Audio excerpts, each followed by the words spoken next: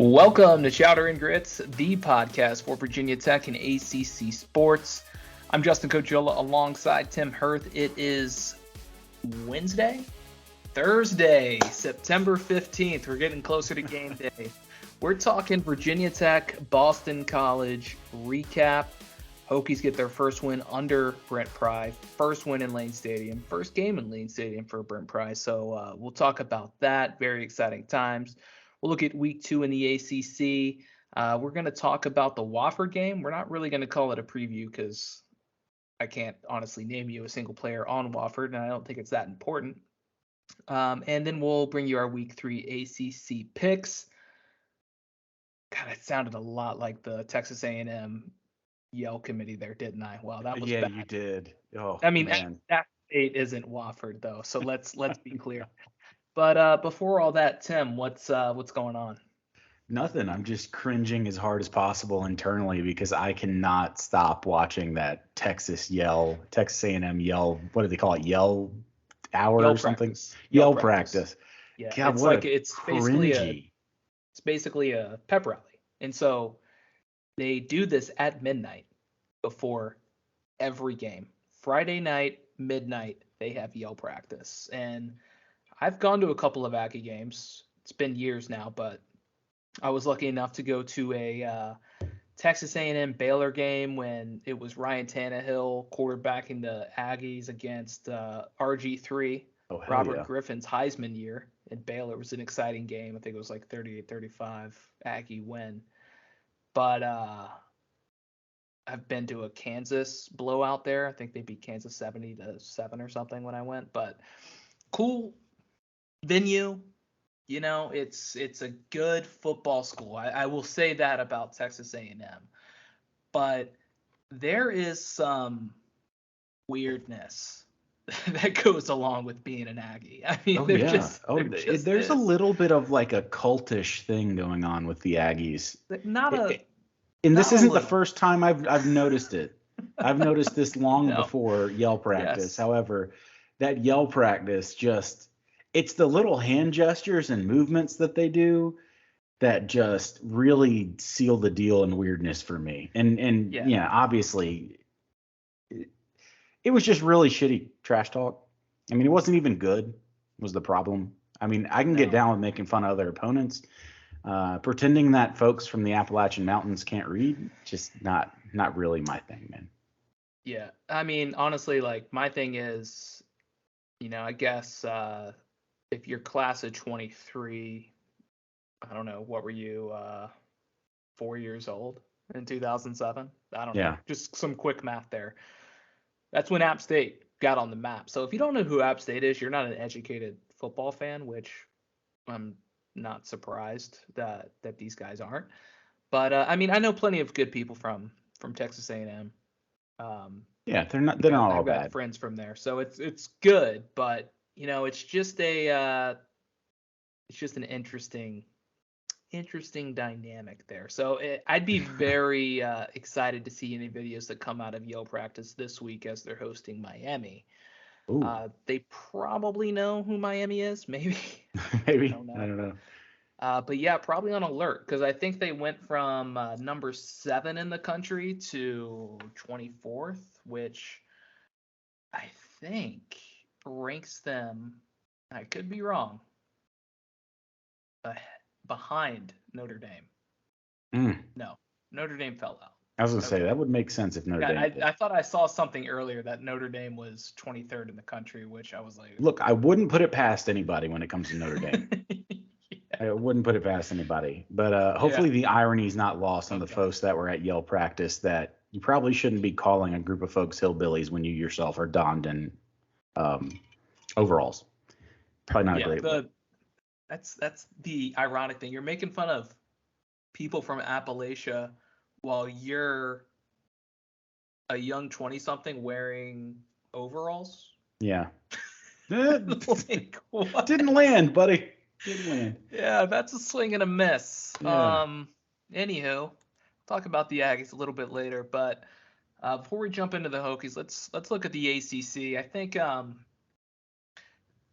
usual, if you're an ACC alum and you're a fan and your favorite school is in the ACC. It's just week 3 is that time of year where you're like, you know what, our team has a chance as long as we're not like, yeah. you know, I would say Duke, but Duke's playing well.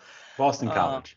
Yeah, your typical bottom dwellers, yeah. you know, your Georgia Techs, your Dukes historically, but maybe doesn't apply every year. But every school seems to have a chance this year, and I think you know, if you paid attention to week 2, you kind of saw that play out a little bit. Yep. It's very, very much the same conference as it has been for years. You know, Louisville, they get, you know, dominated by Syracuse at home. They come back, they beat pretty solid UCF team at home, 20-14. They were down 14-7 at half, but shut them out in the second half, 13-0. Malik Cunningham didn't have a single passing touchdown, rushed for 121, added a score, didn't turn the ball over, was key, and Louisville comes away with the win. They remain, at least the past year or two, the most unpredictable team in college football. Louisville really you just don't. Word of advice: never bet on Louisville games. My bet for Louisville on last week's show was only because they looked so bad the week before that it only made sense to me that they would then look decent, because that's how Scott Satterfield coach team is. And I wanted to be there with you, and I believe the spread was 5.5, and they won by 6. So it's like, you know, they do just enough. What is this? Is this year 3 of Satterfield? 3 or 4. It's been a weird tenure. Well, when you got COVID thrown in there too, I think that throws off my counting. So I really don't know. But he has not been what I thought he would be for Louisville. Well, he was great the first year. Yeah, he was. You know? He was. It was looking like the sky's the limit. It's been a mixed bag since. But yeah, you just got to chalk it up. Is it coaching? Is it personnel? Like, what is it? But well, you know, when it's inconsistency, that's when I start to point the finger at coaching. You know, if you were getting consistently poor performances, consistently medium performances, consistency is a sign of good coaching. The fact that you're not getting it with Louisville leads me to believe that, hey, he's not getting his team either up or down for games in the manner that he should. Wow. Yeah, I'm looking over my shoulder here. I think Gunnar Henderson just hit an inside the park home run to take. Gunnar. So, you know, I'm trying to hold my emotions in here, but this is a must-win for the Baltimore Orioles. So yes, it is. Yeah, that was awesome. But anywho, yeah. So getting back to it here, Miami, interesting game against Southern Miss. Again, a cover of 24.5 that did not hit. But they get off to a slow start against Southern Miss. They end up winning 30-7. They trailed most of the second quarter. They scored the last 27 points of the game, but I didn't watch any of this game, but I was watching the score and I was like, man, what is going on with Miami? And then finally they pulled away, but just kind of a uneven performance it looked like offensively. You know, I think Southern Miss is a pretty solid, again, our Sun Belt. They're in the Sun Belt, right? Mm-hmm. The Sun Belt. I mean, that is a solid group of 5 conference. I mean, the best group of 5 conference as of right now. They have got some dudes as far as schools go, and you know, Marshall just beat Notre Dame. You've got App State in there. You know, Southern Miss looks like they're pretty solid. I mean, that's a really solid group of 5. JMU conference coming up this year. JMU, not eligible beating the brakes off Middle Tennessee State. No sense. Why do they do that? The NCAA cannot make correct decisions. I don't think it was the NCAA. It sounded like it was more of the CAA. And then the NCAA. Oh, that's even more ridiculous then. Yeah, there were some weird politics there. Wake takes care of Vandy 45-25. Sam Hartman throws for 300 yards, 4 touchdowns at his first game back from medical absence. We're not sure what was going on there, but it looks as if I believe it was a blood clot in his throwing arm. I believe was what it was. He had to have surgery to have it removed, and he's since been obviously cleared to play. And Wake Forest, nobody runs the slow mesh offense like Sam Hartman. Those exchanges were excruciatingly slow, and it's clear that they haven't missed a beat on offense, I think, which is, you know, kind of harrowing if you're an ACC team. Jorge Mateo just hit a home run, so good we're job. up 5-2. Yeah. Yeah, I thought it was interesting. Vanderbilt benched Mike Wright during the game after he has played pretty well to start the season, but got off to a slow start, and they put in their backup, who played fairly well. But interesting there. Not that quick trigger. Not that we're too concerned about Vandy here, but yeah, Wake takes care of business on the road. Duke upends Northwestern. What's going on in Durham? I mean, Elko's a good coach. Great. Elko's a good coach. And we knew that going in. I mean, the guy's got a pedigree on the defensive side of the ball. As far as how they're doing it, I think we got a little bit of fool's gold here in Duke. I think it's a mix of Northwestern is nowhere near as good as we thought they were, and Nebraska is just really bad. Nebraska's really bad. Obviously, Frost is no longer employed by the university. Scott had to see the door. Things aren't going well in Lincoln. So it was a wealthy door. Yeah, it was a wealthy door. I mean, you can show me the door for that much money. But yeah, just one of those things where I think we're seeing a little bit of fool's gold. I think everybody's overreacting a little bit to how good Duke looks because Duke is not as good as they look, in my opinion. But we'll find out. That's why they play the games. Yeah, but rush for 221. Northwestern had to throw the ball 60 times, had 435 yards through the air, but only 76 rushing. So which is surprising. See, this is what surprises me because if Northwestern has anything, it's a decent running back and a good offensive line. So if you're a Duke fan or you're a fan of the ACC, that is the one stat that I would pull out of that game that surprises me the most, that might say, hey, we're seeing some really good early returns on these defensive head coaches that come over as D coordinators. Elko shut that run game down. And that is at least one day one pick on that in the NFL on that offensive line of Northwestern. Illinois. 24-3 over the old Wahoos. Holds UVA to 222 total yards, forced 3 turnovers. They also rushed for over 200 yards against them. Go over that Armstrong stat line. Yeah, so DeVito outplays Armstrong. He goes for 196 and 2 scores. Armstrong, 13 of 32 for 180 and 2 picks. The most shocking stat from this game, really just any college football game if you saw a stat like this, UVA was 1 of 16 on third down conversion. Golly. So the offensive line seems to really be kind of the root of the issue here for the old Cavaliers. Agree. So it's definitely something to watch as the years continue. I mean, if you don't have an offensive line, as Boston College saw, it's going to be very, very difficult to win football games, to rush the ball, and to protect your quarterback, no matter how many playmakers you have on offense. It is, and not that I want to call play calling into concern scheme, but you're seeing a lot of stuff that you saw with Clemson last year and some failings on that offensive side of the football. Line is not good, but right now Brendan Armstrong has one of the top 5 worst QBRs of any Power 5 starting quarterback. In college football. So to me, it's almost impressive to make him that bad. You're talking about extremely bad. Brendan Armstrong. And they've got playmakers. They got playmakers. So the math ain't mathin' on that side of the ball for me, from UVA. I agree. The offensive line is not good, but it shouldn't be this bad. And maybe they'll get it corrected and figure out what's going on. UNC survives Georgia State. Again, doesn't cover the spread. 35-28. They blow an 18-point lead. Okay, they find themselves down late in the third quarter.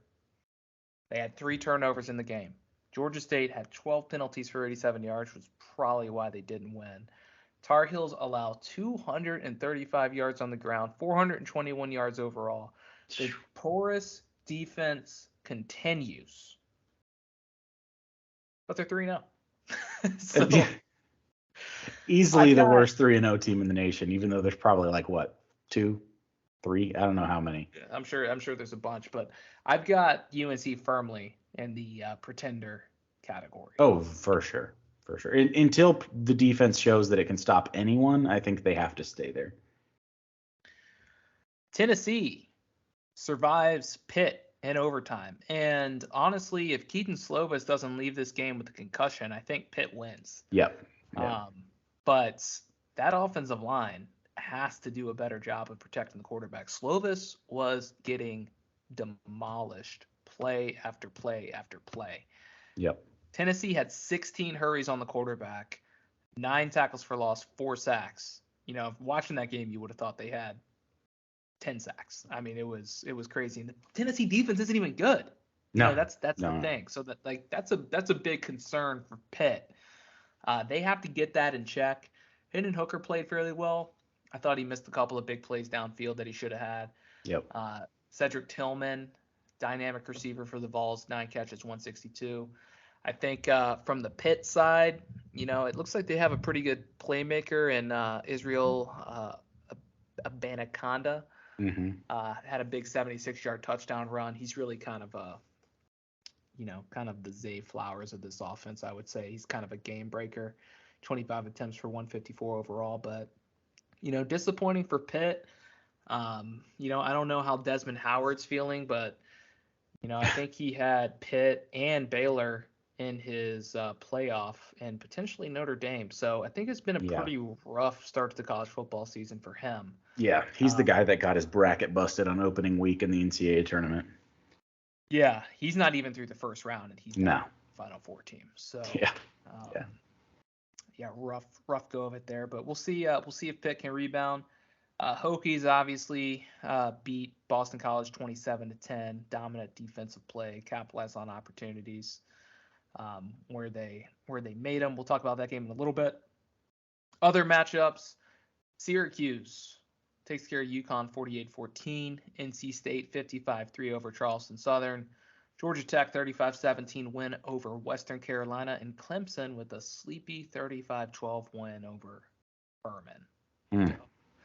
My biggest takeaway from week 2, this is a good lead-in for the Virginia Tech game, is it's amazing how 1 week can just change your entire outlook on a football season. So, you look at the ACC Coastal. UNC is pretending. UVA lost by 21, didn't score a touchdown against Illinois. Yeah. Miami looks to be solid, but beatable. not unbeatable. Yeah. Duke, kind of an unknown right now. They're winning games, probably in the pretender category. Georgia Tech, again, maybe they have a fighter's chance in some games, but probably not going to be very good. So the Coastal is really anybody's division. Those conference games are the most important. And on the other side, it's probably between Wake, NC State, and Clemson, and whoever can kind of sustain the rigors of the season. So we'll see who survives at the end. But before we do all that, just a reminder: hit the subscribe button. Share this podcast with your friends. Check us out on YouTube. We're on YouTube now. We've got the videos from the show if you prefer to listen in that format. Just go to YouTube, type in Chowder and Grits. You'll find us. There's no recipes, unfortunately, for you, but there's a lot of good football talk. So hit that subscribe button. Share with your friends. Let's talk about it, Tim. So the Hokies, 27-10 over Boston College. Love it. An absolutely dominant win. Surprising, you could say. I was surprised with how. Yeah. And Brent Pry's first win as a Virginia Tech head coach comes in Layton Stadium, week after losing to Old Dominion. But all in all, again, just another really solid performance from the defense. And I think, no matter kind of what game Virginia Tech plays this year, the fans should feel fairly comfortable that the defense is going to give them a fighter's chance in these games. Now, Old Dominion, Boston College, turns out neither of those offenses seem to be very good. So there is some, salt to take with these two performances. But from what we've seen over the past few years, we'll take them. Yeah. I thought other things that were great was the coaching, decision making, the flow of the game. Only 5 penalties for 25 yards, down from 14 the week prior. Huge. Those were good things to see. Those were steps in the right direction. This was an important game, not just because it was a conference game. This was a home game. And Virginia Tech needs to right the ship at home when it comes to protecting their turf, something that was not done over the last 3-4 years of the prior regime. And something that's really going to dictate how Virginia Tech is able to recruit, keep kids in state. You have home games, recruits are there, they see the environment. They don't just want to see Enter Sandman, which is electric. They want to see the team win. They want to see that complete performance. So I thought it was a great start under the Pry era at Lane Stadium. They're 1-0 in the ACC. And before we jump into each of the units' performances, any comments from your side? I mean, just want to shout out the fans. I thought the show from the fans, given that the weather was supposed to be poor and we had just lost to Old Dominion, was awesome to see. The fans brought it, the fans showed up, and that was in question to me given the circumstances of what we would see there. So big props to the fans. And I just want to highlight what I thought was a display of good coaching. We really corrected the procedural stuff on the offensive side of the ball, and that was great to see. I mean, penalties lost you the game at ODU. Obviously, that would have been a focus for Brent Pry and staff, and they cleaned it up dramatically. So all good stuff to see. And somehow Brent Pry has turned Dax Hollifield into Zach Thomas. Yeah, Dax Hollifield, I think Tawan Garbett was one of the highest graded defensive ends in the country. Yeah. Last week per PFF. So, we kind of assumed Dax would lead the team in tackling, and he's led the team through the first 2 weeks. But yeah, he's grading out well. Defensively, I mean, watching that game, it just felt like we were watching. The only reason I know the years on this, Tim, is because I saw a post earlier, and I was like, man, our senior year was 13 years ago. Wow. And then I started looking down the line, and I was like, oh, wow, our freshman year was 16 years ago. Well, it started to look like defenses from back then. Those 2006, 2007, 2008 defenses. I mean, I'm not going to compare it to the 2007 defense because that defense was national championship caliber.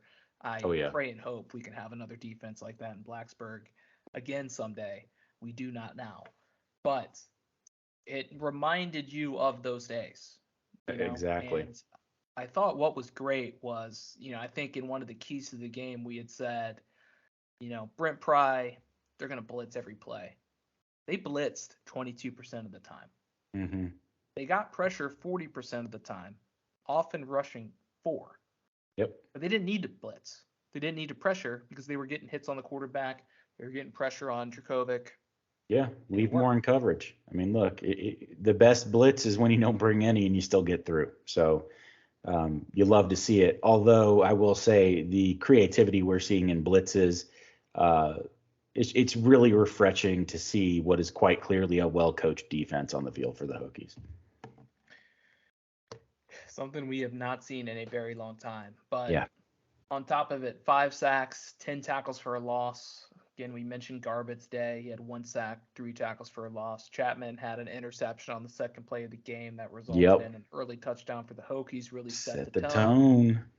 And held Boston College to 155 total yards, 4 of which were rushing.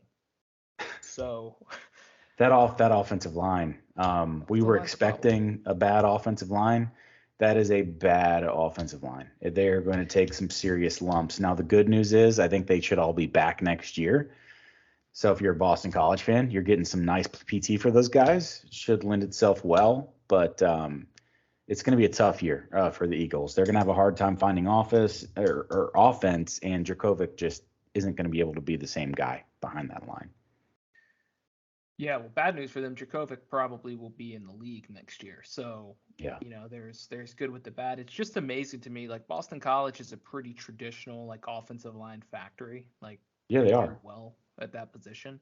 Yeah, that was Tom O'Brien's calling card. I mean, that he built that program on the backs of the offensive line. Yeah, and I mean, it carried over too to it did all the other guys that followed. Adazio, just dudes being dudes. Dudes being dudes. I think he got fired from Colorado State too. Guys being dudes. I don't know what the saying is. But he did get fired at Colorado State. He always has some stuff following around about maybe he's not the nicest guy. But yeah, he's no longer employed. Yeah, right. It's a bunch of guys being dudes. But yeah, I mean, honestly, defensively, they allowed maybe one explosive play the entire game. That was a 49-yard pass to Zay Flowers, but otherwise they held him in check. You know, he had 3 more catches for that, totaling about 30 yards. So they did what they had to do. You had to be happy with the defensive performance. Offensively, still very much a work in progress. I think what we saw was this offense currently is much better with Keyshawn King on the field. Very much so. And I hope eventually we'll be able to say with King and Malachi Thomas on the field. Yep. But for now, the offense runs through King, and King had 4 carries on the day. 3 went for -1 yards, and 1 went for a 65-yard touchdown. So, I mean, it's just one of those things where he's an explosive player. He changes how the defense defends. And really, he was the only kind of spark that we had on offense all night. You know, if you look at Jalen Holston. Are we assuming Connor Blumrick didn't play? Yeah, so I meant from the rushing game. Okay. So I think if you look at Jalen Holston, 20 carries, 48 yards, did have a touchdown, but 45 attempts, 144 yards overall. So not much going on there. I think through the air, like you mentioned, Connor Blumrick was a very nice addition to this offense. And I think, when we heard Pry say in the offseason, he's one of the best 11 players we have on offense. And we were like, gonna be a long season. There was some concern there. Now we know what was meant by that. He's just a football player, man. Than us fans, but he does a lot of things really good. He can block, he can make plays with his legs, he can outrun the linebackers, he's good at catching, he's very athletic, and he's fast. So he led the team in receptions with 46. He had 5 catches for 46 yards, and provides a nice spark. So I'm intrigued to see what else he can do in the offense. It's just kind of confusing why he didn't have more of a footprint in that ODU game. And then the play of the game offensively to me was the throw that Brent Wells had to Caleb Smith on the sideline for 43 yards. I mean, just an absolute dime.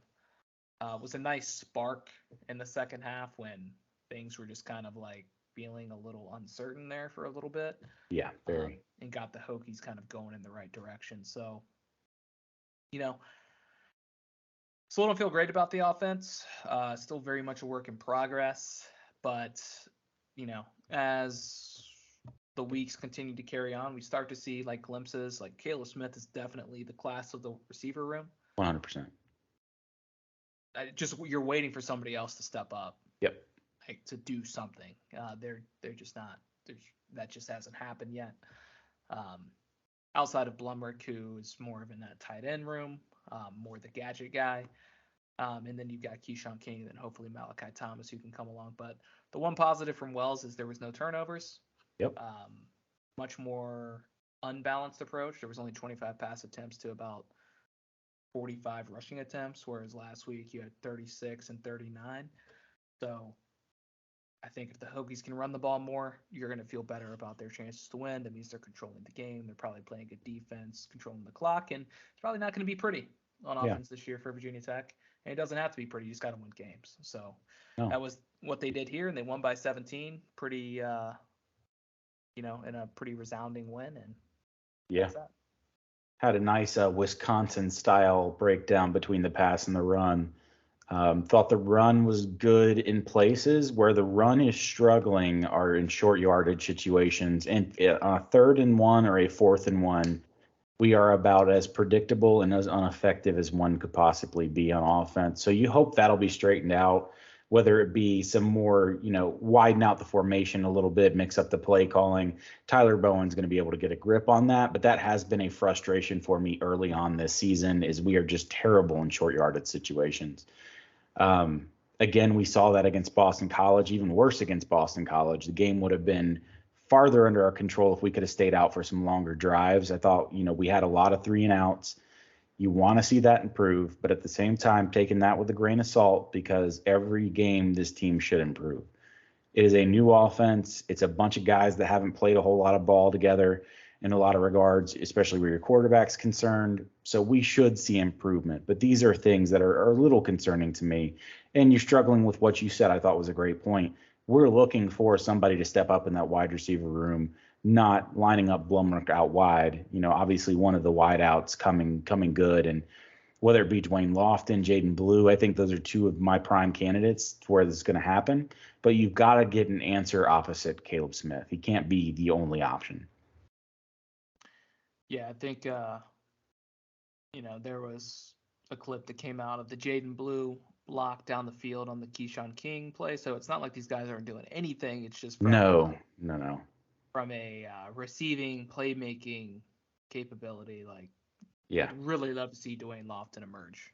Me too. If I had my pick. But yeah, we'll see. I mean, it's still early. It's still a brand new system.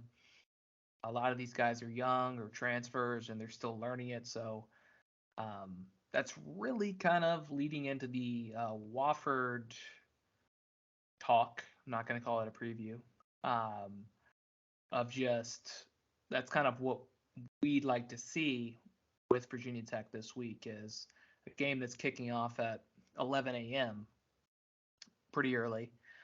Wofford is a team that has not won since September 4th, 2021.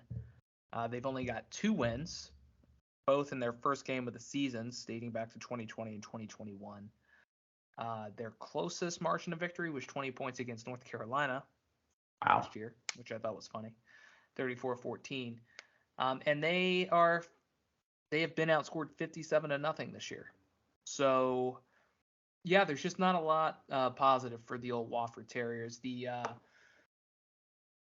Mike Young Bowl, if you will. And thank you, Wofford, for Mike Young. He's a national treasure. Yes, he is. One that we will treasure forever here in Blacksburg.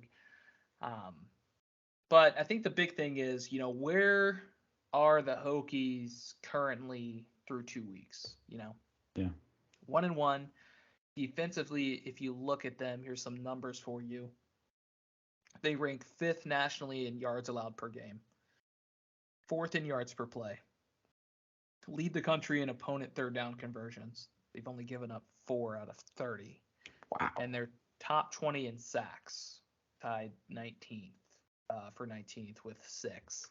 So, we mentioned earlier, neither of these offenses are exactly great. Yeah. OU is 124th overall. Boston College is 127th overall. So that could play into it. But Virginia Tech also played these offenses. That's driving down that number. So that's what happens when you've only played 2 games. The statistics are crazy. Yeah. So we'll see. You look at the offensive side of the ball, 115th ranked offense in the country, 114th in passing, 10 for 34 on third downs, which is 109th nationally. And again, we mentioned more of the lack of balance, I should say, against Boston College, which was good. It veered towards the run game, which I think is what Brent Pry wants to do. It's how he wants to win football games. It's probably what Joe Rudolph is used to. And it's probably not far different from what Tyler Bowen was used to at Boston or at Penn State.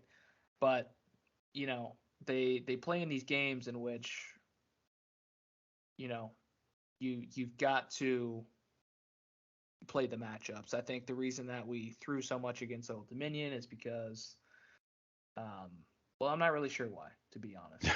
But, I would say at the end, I guess there was 3 or 4 throws there at the end. But, as the season wears on, you just got to wonder, how much of the flow of the game will they get into where that dictates the play calling, or an inexperienced offensive coordinator kind of loses control of what he wants to do offensively.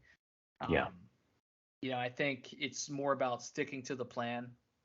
I think they're going to play some better teams in the ACC here in the coming weeks.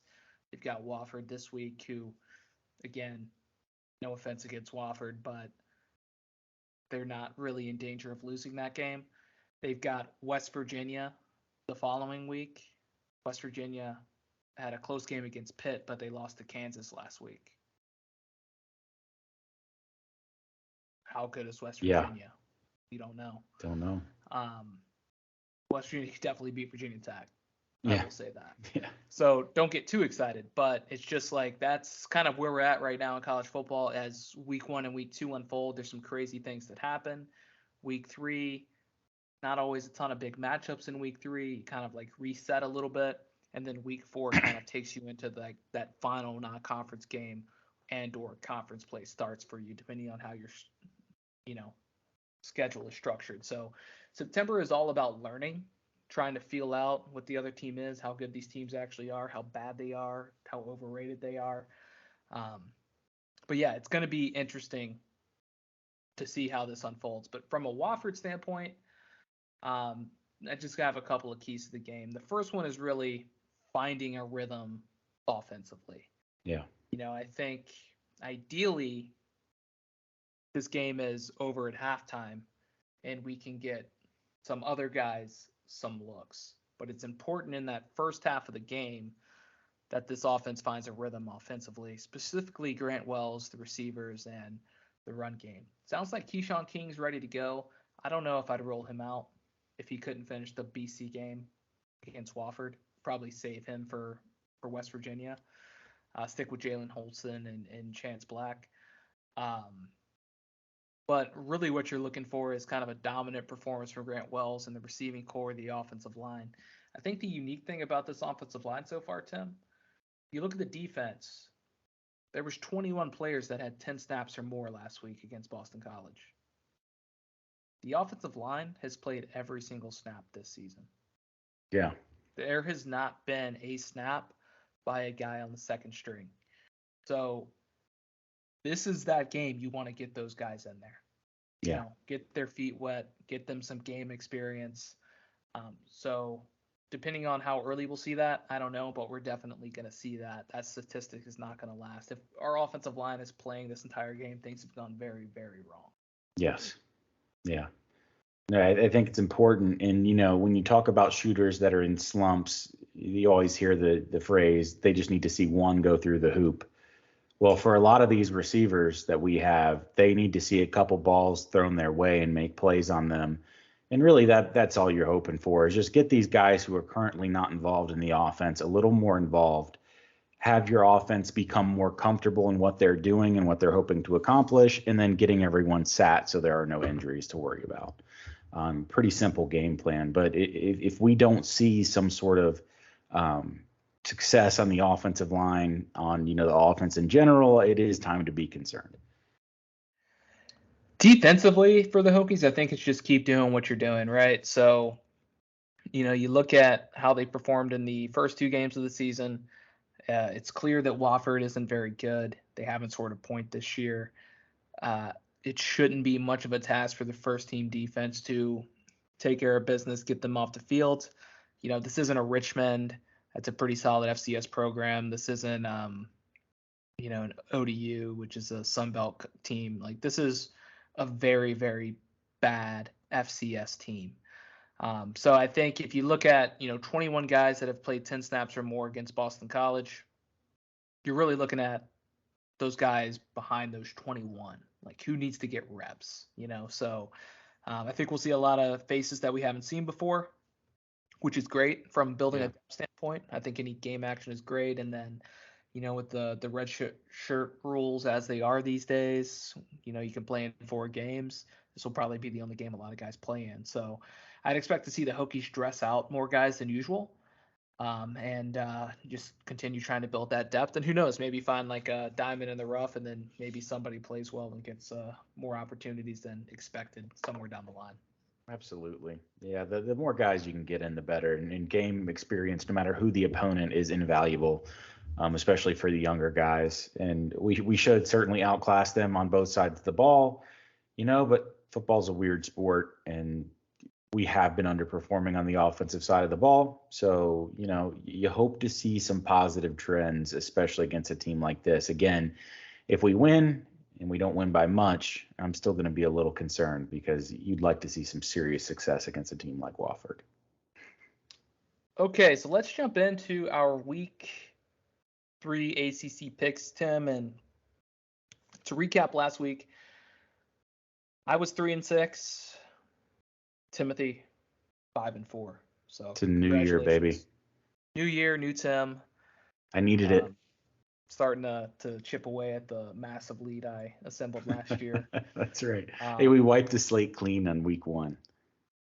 So week 3 kicking off is Florida State at Louisville.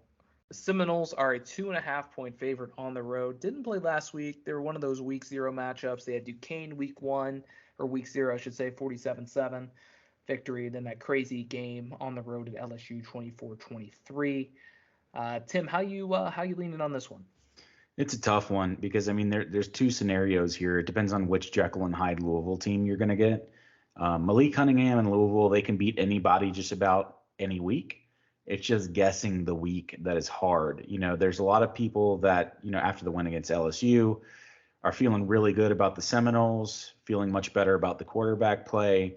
And I think I'm willing to buy into it. I realize the Louisville home field advantage is going to make a difference, but give me Florida State and hopefully they can win by more than 3 points for me.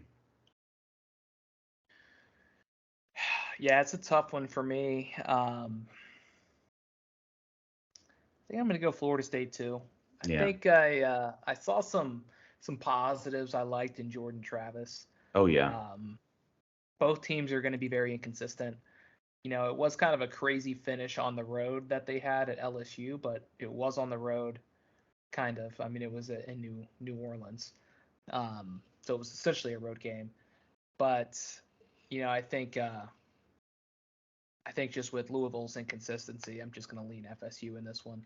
Yeah. Purdue at Syracuse. Interesting to me that Syracuse is a 1-point favorite here. I think, Purdue's had their ups and downs over the years, but, they had a close loss to Penn State early in the season in week 1. Yep. They beat Indiana State last week 56-0. They're probably a middle tier Big Ten team. I like them more than Syracuse. I'm going to lean Purdue in this one. Yeah, no, this is one where I'm definitely leaning the same direction you are. I've got full faith in Purdue. I'm honestly surprised that Syracuse is favored at all. So given that logic, I'm obviously going to land on the side of the Purdue Boilermakers. Old Dominion at UVA. Interesting. Interesting that UVA invited Old Dominion to their house and they're not going there. Yeah. UVA is an 8.5-point favorite, about the same that Virginia Tech was when the line opened on the road at Old Dominion. So technically that would mean Vegas thinks less of UVA's chances against Old Dominion because you basically get 3 points, or you're taking away 3 points on the road. So if that game had been in Blacksburg, you would have seen it open at 11.5. So interesting from that standpoint. Both teams coming off losses last week. East Carolina kind of dominated Old Dominion. UVA got dominated by Syracuse. Still gonna lean UVA here. I'm just not gonna buy into the ODU is gonna start beating all these ACC teams.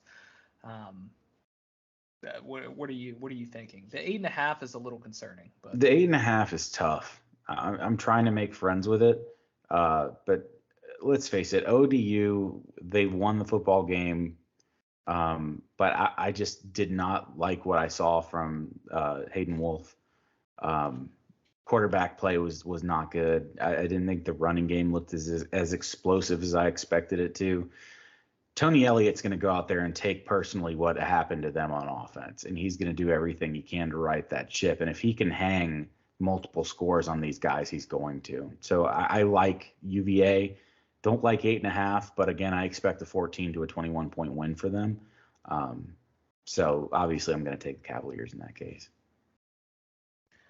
Ole Miss at Georgia Tech. The Ole Rebels are 2-0, number 20 in the country.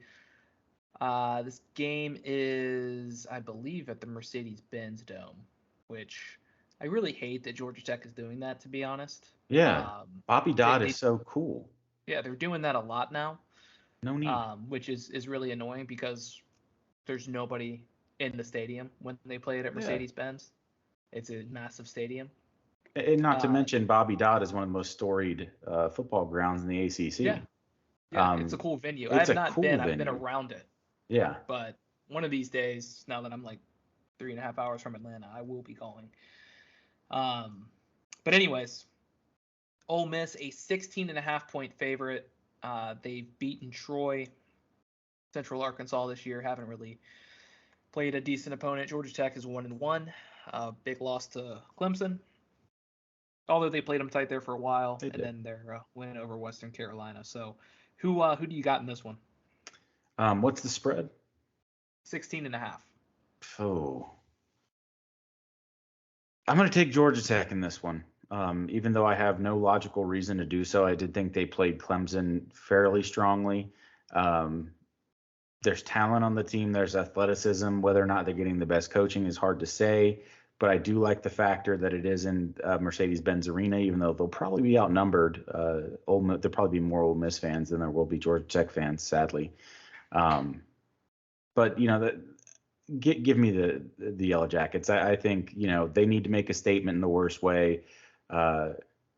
Jeff Collins needs to make a statement in the worst way, and here's their chance to do it. Georgia Tech in the points. I'm going to go Ole Miss just because their quarterback's name is Jackson Dart. I don't. Hard to argue. I mean, what a great quarterback. That's so good. It's possible he doesn't even play. Yeah. But he has played this year. But it sounds like they're a little bit unsure of their quarterback situation. But I'm going to lean Dart on this one. I'm going to go Ole Miss covers that 16.5 spread. Liberty at Wake Forest. So just seems like Liberty has a lot of ACC games these days. Wake is obviously off to a good start. Liberty's off to a 2-0 start. They had a 29-27 win against Southern Miss to open the season. We saw Southern Miss give Miami some fits there last week. UAB, they had a 21-14 win over. Wake, obviously the 20-point win over Vandy and won week 1 as well. So 16.5 points is quite a bit. It should be a solid Liberty team. I don't know if they're great, but how are you leaning in this one, Tim? Oh man, it's hard, especially after seeing Hartman look so good last week. I hate 16.5. Absolutely hate it against a team that is well coached on Liberty's side. Hugh Freeze knows what he's doing on offense. Would lead me to believe that you could get a ball to break a couple different ways, get some turnovers. You're in the game against Wake. I see this as a 21-point victory for Wake Forest. I hate to take such a high spread, but I'm going to go with the favorite, take Demon Deacons. Yeah, I think it's worth noting here that Charlie Brewer has a hand injury and is out. And so he basically threw 4 passes this year and then got hurt. So Liberty is rolling with a freshman, Caden Slater, who has played fairly well. He's got, 2 touchdowns and a pick this year. Looks like he's got some ability to escape the pocket. So to me, that's going to make me lean Wake Forest. 16.5. I think Wake is by far the better team. They're the better coach team. Oh yeah, no doubt. Sounds like we're both going the Wake Forest route here. Minus 16.5 at home. You did have Wake Forest, right? Oh yeah. Yeah. Texas Tech at NC State. NC State up to 16th in the country. Both teams 2-0. NC State, they opened the season against East Carolina in the close game there. And then Texas Tech, they've had some interesting games so far. They upset Houston. I thought it was odd that their fans rushed the field on that one. Very. This is a group of 5 school. that you beat. Ranked 25th. Yeah, and they were ranked, I guess, but come on, Texas Tech. So for that fact alone, I'm going NC State -10. Yeah, I'm taking NC State here as well.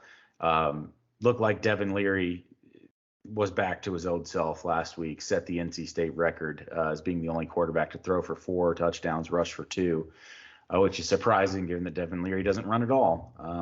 So good numbers by him. Tony Gibson on NC State's side has plenty of experience dealing with the air raid, specifically with Texas Tech with his time at West Virginia in the Big 12. So go ahead, give me NC State, and I'll take the 10 and see if we can beat that. Pitt at Western Michigan. So quarterback situation is up in the air. So there has been no update on Keaton Slovis as to whether or not he's going to play, coming off the concussion. So that's kind of a big X factor. I mean, Nick Patty's okay. I mean, I still think they beat Western Michigan, but cover a 10-point spread on the road makes me a little uneasy, but I think I'm still going to go Pitt. I'm going to go Pitt -10 over Western Michigan, even though Western Michigan beat them last year. At Western Michigan? It is. Okay.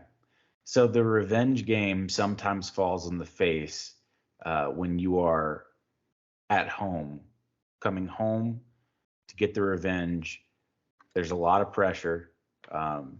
There shouldn't be much pressure on Pitt to perform in this game, or Western Michigan to perform in this game. If you're Pitt, there's a chance you're going to come out too emotional after what happened last year. So give me Western Michigan to lose by less than 10. Emotions get the best of the Panthers. That's fair. Yeah. It's fair. Louisiana Tech at Clemson. Louisiana Tech is 1-1.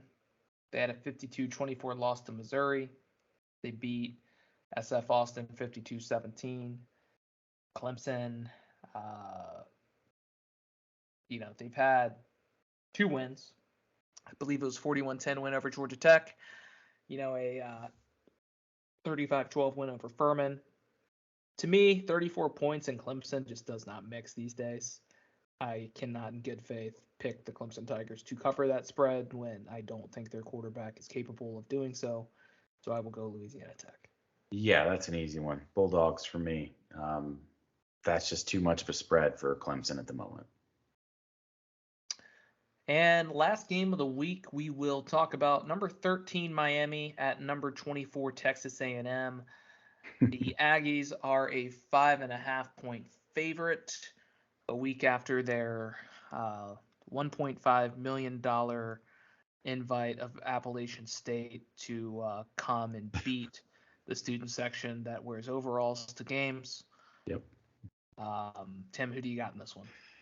So there's some culture problems in the Texas A&M locker room. I've read some quotes this week that it seems like Jimbo's kind of Jimboing it up down there right now. I don't like to see that after what is a demoralizing and humiliating defeat for them. I think Miami is the last team that you want to play coming off of a game like that. You'd like to maybe have a tune-up, get some things corrected, maybe get the locker room in a better place. But based on the quotes I've been reading this week, give me Miami all the way in this one. Yeah, I think I'm going to take Miami too. I just find it very humorous that the Appalachian State Mountaineers went to A&M and beat a bunch of millionaires, which is awesome. It's so good. I think Miami probably has a couple on their team now. I like Tyler Van, though I don't think he played great last week. I think he'll play good in this game. Yeah. I think Cristobal will have them ready to go after kind of a lackluster performance. Was it a look-ahead game? Not necessarily. I don't think Miami's good enough to have a look-ahead game at this point, but I think Cristobal will have these guys ready to go. I don't love picking Cristobal in big games because he historically has not performed well in them. Yeah. But I will go Miami to cover the spread. We'll see if they win. I think part of me is making that pick out of the hopes that I will get to see the A&M fan base continue to melt down and turn against a coach who has a 9 or 10-year contract that they'd be on the hook for almost $100 million on if they were to fire him. So I need to see some of that drama. I'm sorry, it's too much. Come on, Can you imagine if they fired a guy with $100 million buyout? No, I mean, it would set such a bad precedent. Wow. Oh, that's our show for today. So thanks for listening. Again, be sure to check us out on YouTube if that's your preferred medium, or share it with your friends. If you never heard of us, check it out. Subscribe, leave us a review. We love reviews. I don't think we've seen a review in a while. So if you want to leave us a review, it feel great if you could do that for us. Tim, any final words before we sign off here? No, man, I'm just happy where we are right now, and saw a quick turnaround from a lot of stuff that we thought was really bad in that first game to getting it cleaned up in the second game, and hopefully we just see continued improvement all around against the Terriers. No doubt. So here's hoping to a healthy week of football, get some guys some reps, and then after Wofford, I'll be seeing you in Blacksburg, baby. Let's go. It's West Virginia week, so we're gonna be excited to talk about that one. A short hate week that week. Yeah, we're probably gonna have to talk about that game early in the week to get it off our chest. But thanks for listening. Be here next week, and go Hokies. See y'all.